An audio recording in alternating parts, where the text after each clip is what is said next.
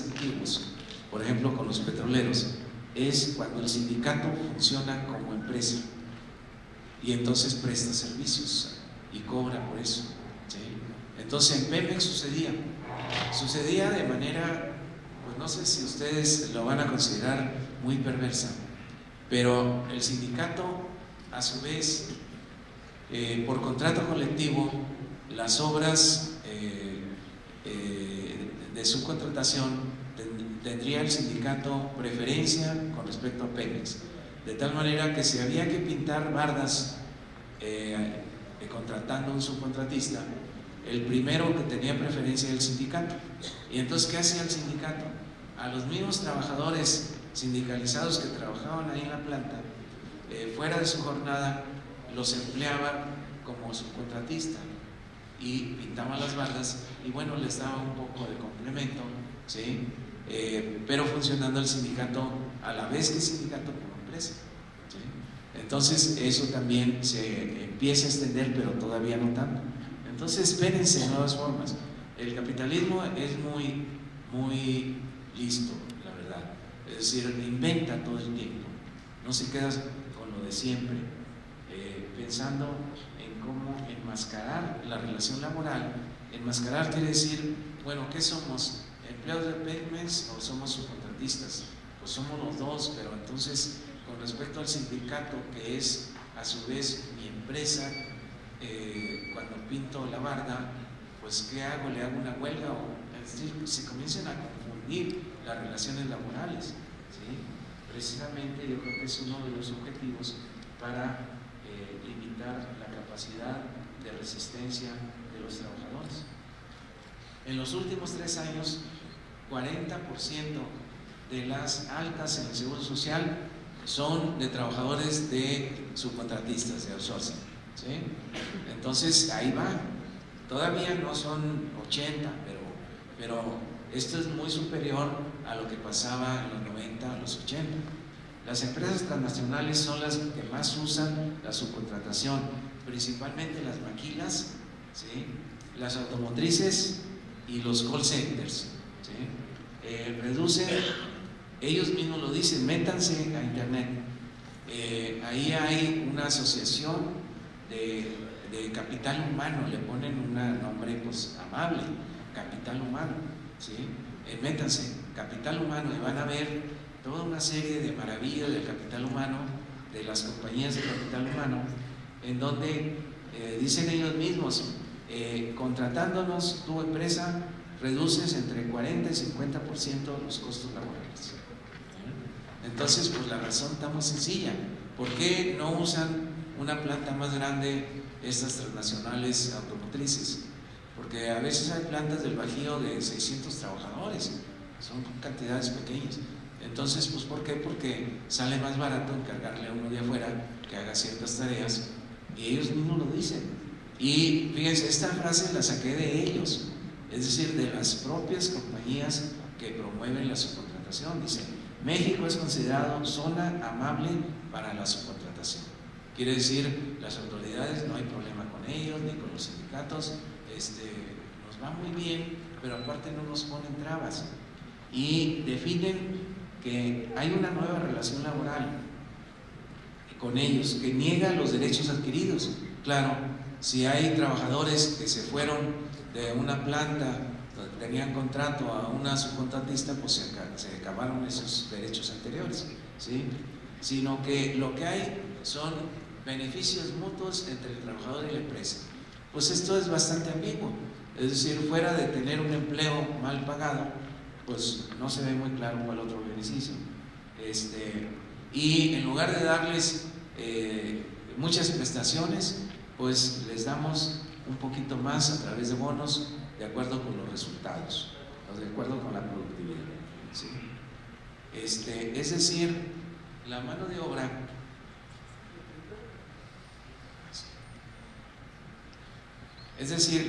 obra en el neoliberalismo se volvió lo que los economistas llaman variable de ajuste.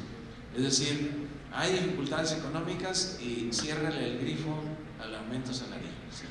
¿Qué es lo que ya sucedió? Es decir, a principios de este año los contratos colectivos pues se fueron para abajo el nivel de salario real que ofrecen con el aumento de principios de año. Entonces, esa es la variable de ajuste, es decir, si hay dificultad económica, vete sobre los asalariados, ¿sí? Incluyendo la seguridad social, es decir, la seguridad social, algunos le llaman salario indirecto, ¿sí? Que quiere decir no te lo dan en pesos, pero te lo dan como un servicio que tendrías de alguna manera que pagar por tu cuenta. Entonces, ese salario indirecto, pues todos sabemos que se ha deteriorado, ¿sí? En términos de la calidad del servicio. Los resultados empíricos en América Latina sobre la subcontratación son muy parecidos. Esto viene de la Organización Internacional del Trabajo. Es decir, los subcontratistas obligan a sus trabajadores a jornadas más grandes, ¿sí? Hay más riesgos de trabajo, tanto enfermedades como accidentes, ahí lo comprueban, y tienen menos derechos que los que no son subcontratados. Y entonces el mercado de trabajo se divide, se segmenta, ¿sí? Algunos dicen que hay pérdida de identidad colectiva, que sí hay una minoría que es de alta calificación, pero no la mayoría. Hay algunos que incluso trabajan en la casa, los que trabajan en lo moderno con computadora, o las viejas costureras que cosen ropa para grandes transnacionales en su casa, y que la transnacional pues les proporciona nada más la máquina para coser. Es decir, hay una nueva cuestión social. Acuérdense que en el siglo XIX lo que se mencionaba en la inauguración, la cuestión social creada por la Revolución Industrial fue el origen del movimiento obrero, ¿sí? Del movimiento obrero que empezó en el siglo XIX, y fue el origen de la extensión del marxismo y del socialismo, ¿sí? Como doctrina. Es decir, la cuestión era desastrosa. Como lo relata, bien dijo el presentador inicial, Federico Engels, en su trabajo la cuestión de la clase obrera en Inglaterra, la situación de la clase obrera en Inglaterra. A eso le llamaron la cuestión social, y le llamaron, pero los gobiernos, también de manera muy suave. Hay una cuestión social, quiere decir hay un problema social, ¿sí? Pues sí, había un problema social de empresas que crecían y trabajadores que se empobrecían, ¿sí? Y que por supuesto no existía ni la seguridad social, ni existía la ley del trabajo, ni en Inglaterra, salvo pequeñas reglamentaciones en las minas o algunas cosas así, pero que no conformaban derechos para toda la clase obrera asalariada, de ninguna manera. Eso empezó hasta el siglo XXI. El primer país que tuvo ley del trabajo, lo que sería nuestra ley federal del trabajo, fue Suecia, 1906, ¿sí? E incluso en México sí había unos reglamentos débiles en la época de Porfirio sobre los trabajos de la mina, pero no había de ninguna manera una ley laboral. Y por lo tanto los trabajadores no solo no tenían muchos derechos, sino también no tenían derecho a formar sindicato. Aquí y en China, pasando por Inglaterra y por Alemania. No quiere decir que no los formaran en la práctica, es decir, no porque la ley nos proteja, sino pues nosotros mismos, y nos sometemos a que pueda haber represión, como la hubo frecuentemente, ¿sí? No tenían derecho al contrato colectivo, y por supuesto pues no tenían derecho a una seguridad social que no existía, ¿sí? Entonces estaban en la calle. ¿Y qué fue lo que cambió hasta cierto punto las cosas de todo esto en el siglo XX? La lucha de los trabajadores. No fue la buena disposición de los patrones ni de los gobiernos, sino múltiples huelgas, movilizaciones. Los sindicatos llegaron a formar partidos políticos. Por ejemplo, en Inglaterra, los Trade Union Council, que sería la federación de los sindicatos, creó al Partido Laborista, ¿sí? No el partido creó a la organización de sindicatos. Y durante un tiempo, ahora ya no, el Partido Laborista pues dio luchas importantes en Inglaterra en favor de los trabajadores, ¿sí? Ahora ya no, el Partido Laborista pues ya nos diferencia prácticamente de los neoliberales. Y entonces hay una nueva cuestión social creada por el neoliberalismo, con empleo discontinuo, algunos dicen pérdida de identidad. Entonces vamos a avanzar un poco más sobre esto, si es que tenemos tiempo, ¿sí? Y entonces ahí es donde anidan este tipo de teorías, como la fragmentación de las identidades, es decir, los obreros ya no se sienten parte de la clase obrera, sino cada uno muy fragmentado hasta el nivel individual, ¿sí? Incluso Sennett, usted lo ha leído, dice, la fragmentación va tan a fondo que hasta la propia personalidad está fragmentada. Habría que ver si es cierto. Las frases a veces son muy bonitas, pero no siempre son ciertas, ¿sí? Entonces, ¿en qué se basa la fragmentación de las identidades? En que efectivamente en el neoliberalismo ha habido pérdida de empleos estables, el puesto por tiempo indeterminado pues se tiende a volver una pieza rara, sobre todo en los países desarrollados, a que las trayectorias laborales son sinuosas, que quiere decir la gente se cambia de una ocupación a otra y a veces no tiene mucho que ver lo que hizo al inicio y en qué acabó, ¿sí? Lo mismo se puede aplicar a los migrantes. Los migrantes, pues una parte trabajan en el campo, pero otros, la mayor parte que van a Estados Unidos ya no son del campo, son urbanos, y entonces pues a lo mejor no se dedicaban a lavar platos y pues se dedican mucho a lavar platos en Estados Unidos, y de ahí pues también son trabajadores inestables, no tienen sindicato, los corren en cualquier momento en los Estados Unidos, ¿sí? Y se saltan a otra ocupación. Entonces esas son las trayectorias laborales sinuosas, que no tienen coherencia, es decir, no es que siempre estoy trabajando en cosas de electricidad, sino que pues a lo que caiga, ¿sí? A veces soy vendedor ambulante, a veces trabajo en una maquila, que no tiene que ver una ocupación con la otra, ni las habilidades para hacer el trabajo, ¿sí? Entonces eso, según estas teorías, contribuye a la no identidad. Y con las migraciones tan amplias en el mundo, se da una fragmentación de las relaciones sociales, porque ya no conozco a la gente con la cual trabajo, porque al rato voy a estar en otro lado y es otra gente, e incluso territorialmente, es decir, me voy a los Estados Unidos y ustedes saben que los migrantes en Estados Unidos a su vez migran mucho dentro de Estados Unidos buscando chamba, ¿sí? Y Estados Unidos es un territorio enorme, no es lo mismo estar en California que en Nueva York o que en Chicago, y entonces pues en unos lugares hay más gente de color y en otros hay mucho más blancos, y entonces se mezcla con la cuestión étnico-racial, con sus conflictos que ustedes conocen. Sin embargo, a estas teorías tienen el defecto de que no profundizan mucho en este tema de la identidad, simplemente dan por supuesto que si yo me cambio de trabajo pierdo identidad porque voy a estar con otra gente, y si eso es frecuente, pues con mayor razón. Entonces pareciera que el hecho de tener cierta posición, profesor yo de la UAM, con gente que conozco desde hace tiempo, eso es lo que me da identidad, pero pues no me da identidad aquí con el colega, pues porque es de otra universidad y que aquí se la juegan diferente. Pues no necesariamente es cierto. Es decir, cuando ha habido grandes movimientos obreros en el pasado, los ha habido de trabajadores heterogéneos, o sea, había automotrices, había bancarios, había trabajadores siderúrgicos que de ninguna manera hacían lo mismo en el momento del trabajo.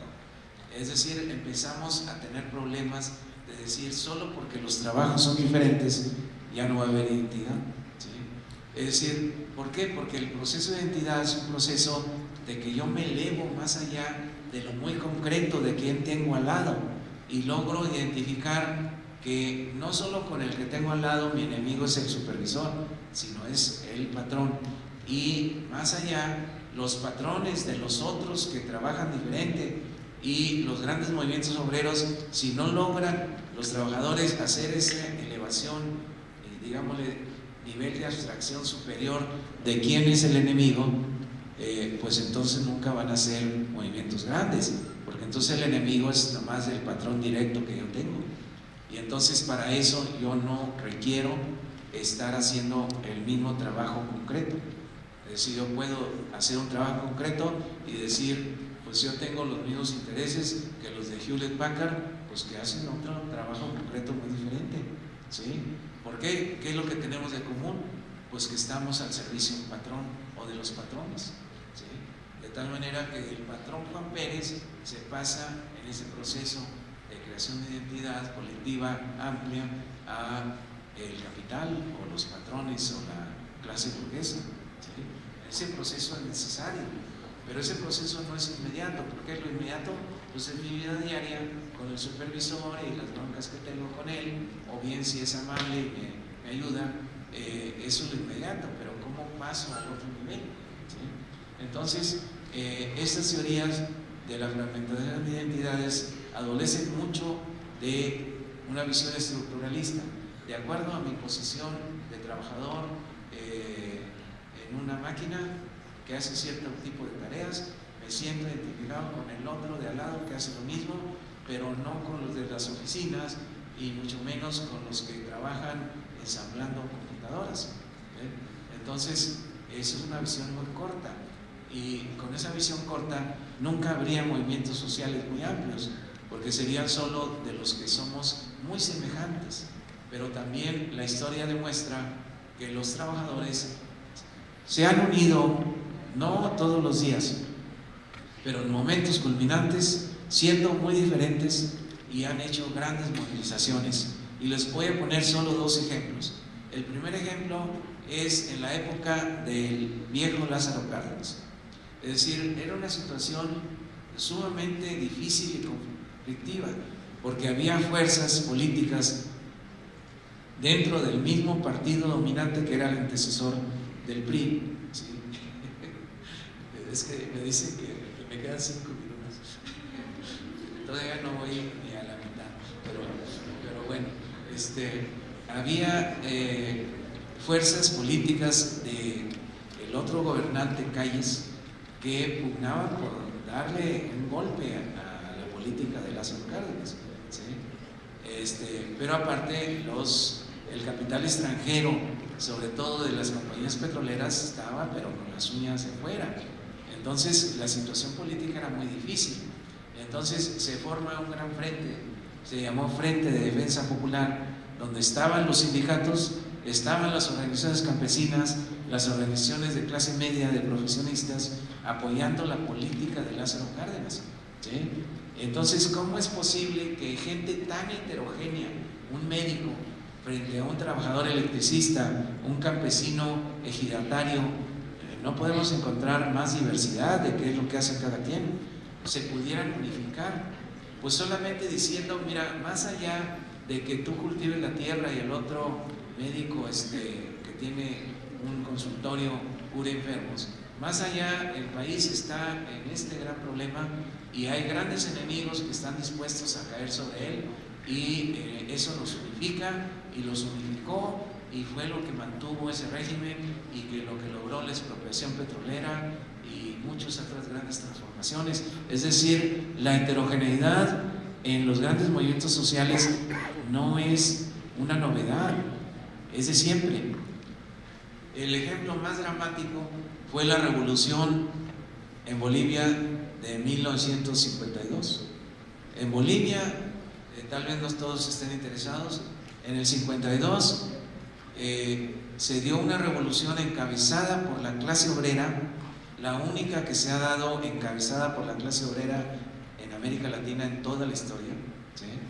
Que venció al ejército a fuerza de cartuchos de dinamita que usan los mineros, ¿sí?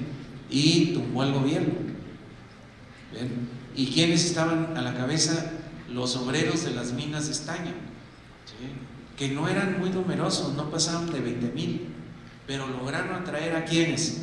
Lograron atraer a los otros obreros que había, incluyendo de pequeños negocios, lograron atraer a los campesinos, ¿sí?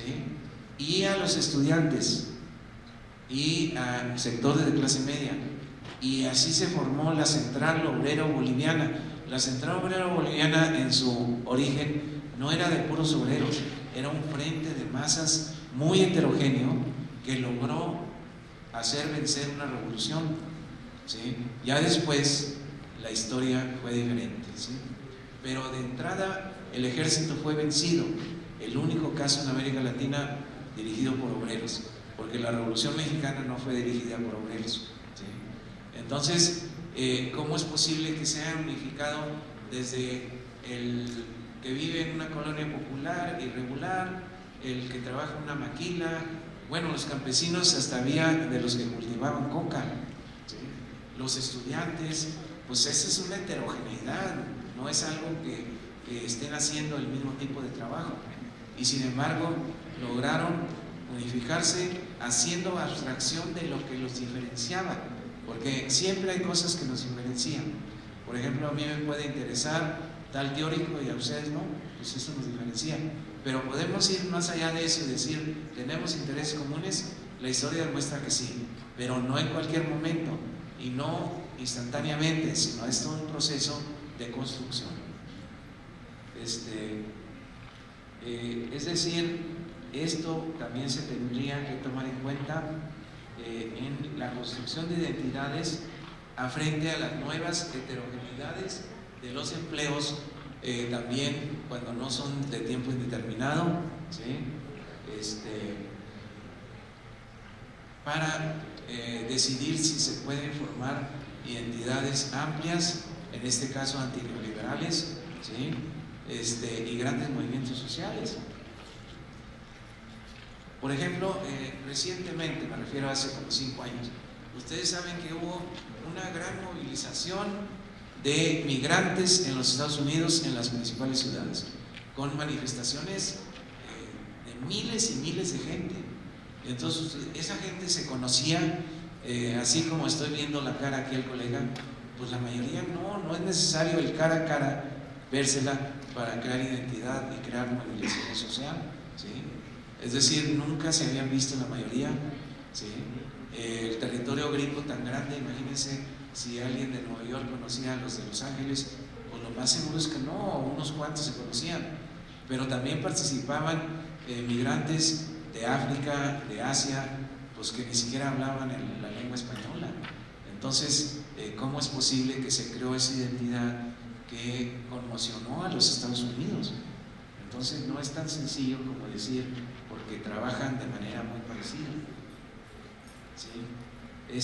Pero aparte no hay demostraciones estrictamente rigurosas de la pérdida de identidad en términos empíricos, y esto también va a contracorriente de las corrientes de psicología, que ustedes creo que una parte son psicólogos organizacionales, en donde a ellos les interesa la identidad con la empresa, con el trabajo, con la productividad, y no dicen, no, ya todo está fragmentado y ya no puede haber identidad.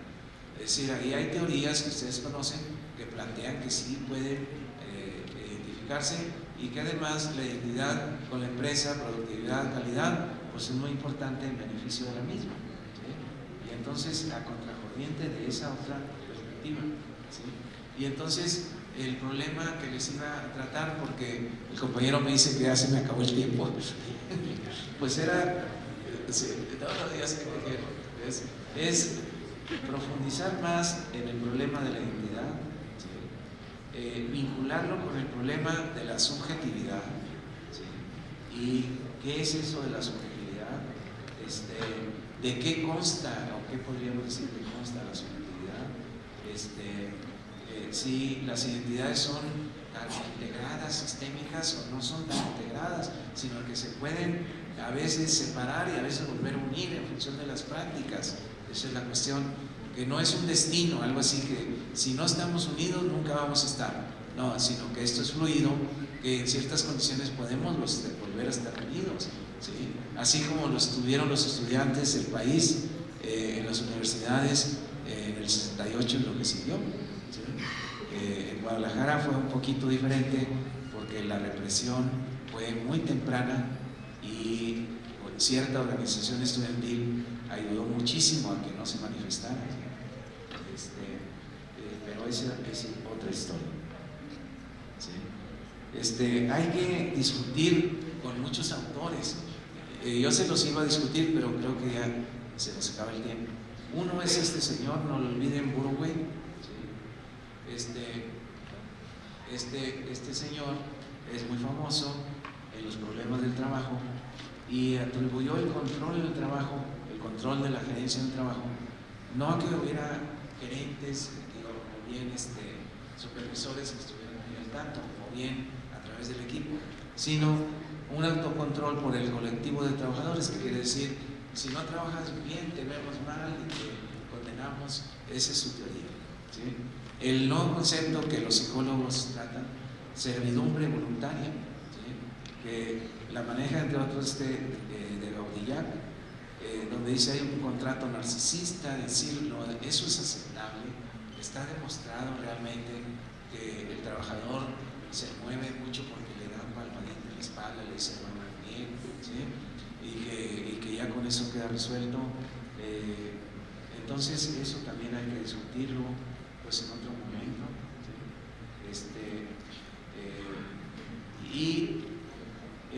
Como conclusiones, ahí voy a terminar, la necesidad de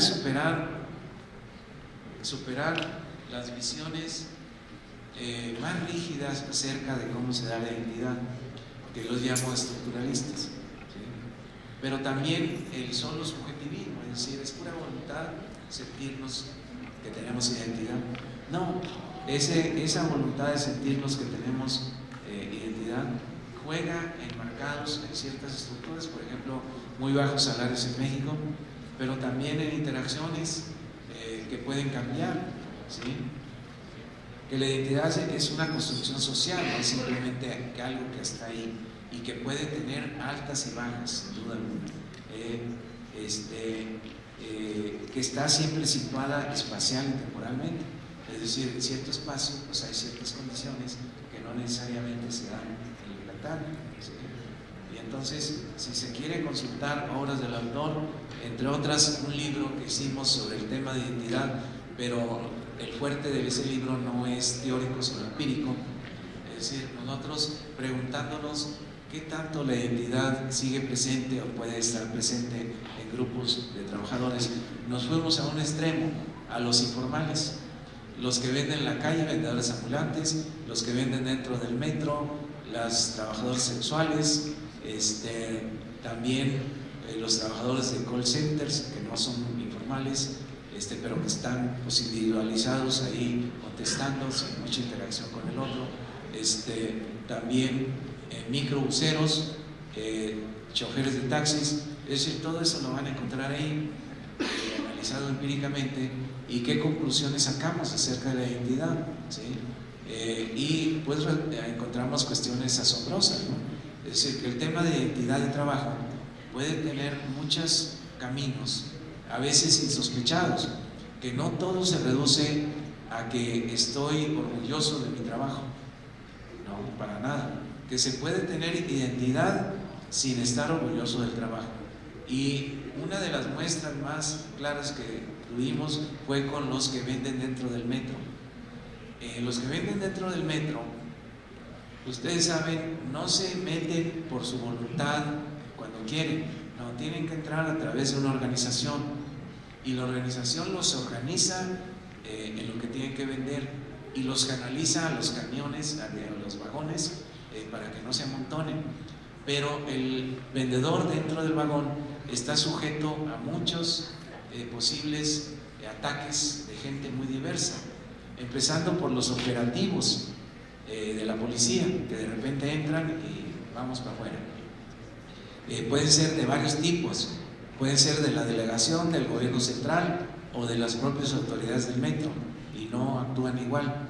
Por el otro lado, puede haber otras organizaciones que quieran meter a su gente, porque el metro está dividido por territorios, de tal a tal línea está la organización, ¿sí?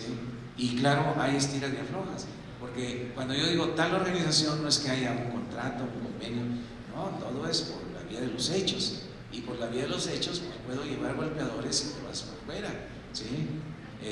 Lo mismo los operativos, pero también hay conflictividad con los usuarios, es decir, a veces molesta porque trae un sonido muy alto Es decir, compre CDs, compre muy baratos y se oyen todo y la gente comienza a molestarse. O cuando está muy lleno, pues de alguna manera se empuja y a veces hay conflictos. Entonces, el trabajo, porque es un trabajo del que vende en el metro, está sujeto a muchas presiones. Los rateros, ratero no el que saca una pistola, sino el que bolsea, a ellos también los bolsean y tienen silbidos especiales para decir así, ese quiere decir ahí viene la policía, ahí está el ratero, cuidado porque te puede bolsear. Y entonces dicen ellos mismos, estamos sujetos a tantas presiones que hay mucha tensión entre nosotros y que no me van a creer, dicen, eso es lo que nos da cierto orgullo de nuestro trabajo. No vender una pluma, eso es irrisorio, sino la capacidad que tenemos de resistir tanta presión y estar como quiera ahí. Es decir, no cualquiera lo soporta. Es más, véngase y métase, nosotros lo metemos a vender, a ver si aguanta. Es decir, caminos inusitados de la identidad, que no es nada más la identidad del viejo artesano. Yo hice mi jarrito de cerámica y me quedó perfecto, me siento orgulloso. No siempre la identidad con el trabajo viene de esa manera, sino que debe ser una identidad como esta que les digo, de sentir que tienen una capacidad de resistir prácticamente superior, al menos en su imaginario, en su subjetividad, ¿sí? Y que de esa manera nos da una fuerte identidad. También porque necesitamos estar unidos, si no cualquier ratero nos gana y no se diga la policía, ¿sí? Es decir, eso quiere decir que hay que estudiarlo en concreto y no partir de supuestos de que la identidad con el trabajo ya no existe porque ya no me identifico con el jarrito que hice de cerámica y porque ahora estoy cavando zanjas para una subcontratista de la CFE.